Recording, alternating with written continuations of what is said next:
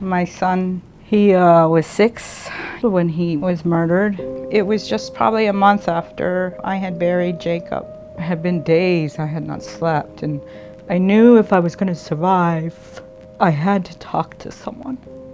And I came across Dr. Cacciatore's blog, and I read about her daughter. I read it over and over. I would email her almost every day. The Miss Foundation is the utmost support for me. You think in situations like this that your family would be there, and my family was afraid. In the end, it felt good to tell the world about my son. It was 1994, and I was expecting my 4th child, and she died very suddenly and traumatically, and it really rocked my world. And I descended into a pretty dark place where I wasn't sure I was going to make it. You know, and human beings wanted to make me better. They wanted to make me feel better. And I didn't want to feel better. I wanted to feel. And my dogs accepted exactly how I felt. When I was crying, they would just lay down next to me, and that was the perfect thing.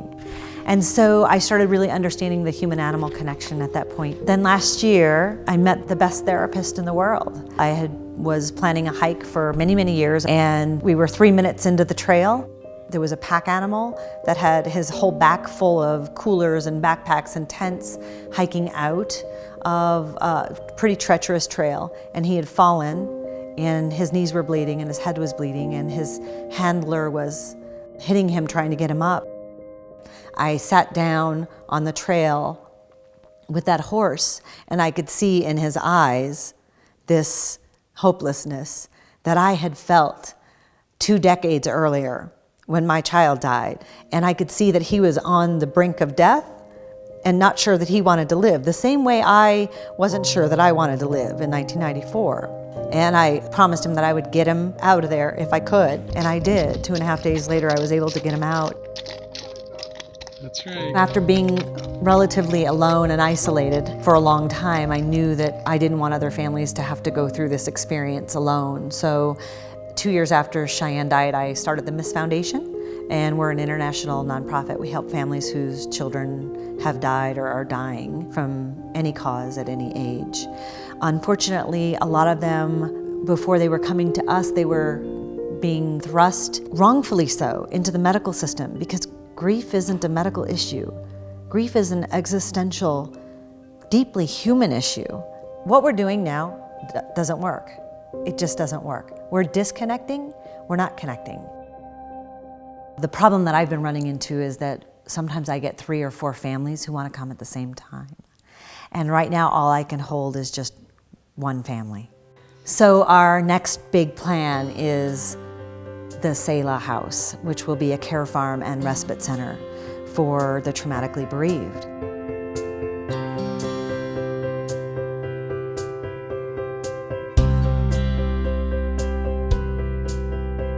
And so what we'll do is integrate rescue animals, care farming, ecotherapies, barefoot hiking, working with the earth, yoga, contemplative practices into an actual place. So much of what we'll be doing, we've already been doing on a smaller scale. And so really we're responding to the needs of the community. In the UK, care farming is slowly taking off. There's, at the time of the most recent research, there's I think about 280 different care farms of varying sizes. I found out about the ways in which people were using these sort of agricultural spaces to help various disadvantaged and vulnerable groups. And I was just amazed and really inspired by the difference that being around and interacting with animals can make to people's lives. We're seeing care farming used for people's mental health problems, anxiety, depression, stress, as well as we're starting to look at applying care farming to traumatic grief, because it just makes so much sense, because there's a lot of freedom that comes with being on the farm compared to your conventional therapy setting. Treatment as usual is contributing to an incredible epidemic of early death and of loss. I became so spiritually anguished by having to live a lie of telling or acting like people had broken brains, when in fact they were experiencing existential traumas or existential problems. And so this lack of tolerance for true human emotion has become very, very quickly not tolerated. So what's unique about what Joanne is trying to accomplish is that it's real healing, it's not a medical model, and it depathologizes the experience of being human. When I heard Dr. Cacciatore talk about Carefarming, I got really excited because that was the type of treatment that I would like to see used in the veteran community. 22 veterans and active duty personnel commit suicide every day. And that's an epidemic. And that's 22 lives that don't need to be lost. And you know, veteran mental health care doesn't have to be complicated. It's very simple. That's what, you know, Carefarming is too. It's very simple, it's back to basics. When you have an animal that's been abused, like there's a startle response in the animal. And you see a lot of that with the veteran population too. And to match a veteran with an animal, there's therapy in that. And there's a lot of good that can come out of that. So I can say without a doubt that Joanne saved my life. When Ronan was diagnosed with cancer, I mean, my life changed in the blink of an eye. I couldn't really process that he was dying. And I grabbed my other son, Quinn, and said, "It's time to go home now." And I'll never forget, he looked at me and said, "Well, is Ronan coming?"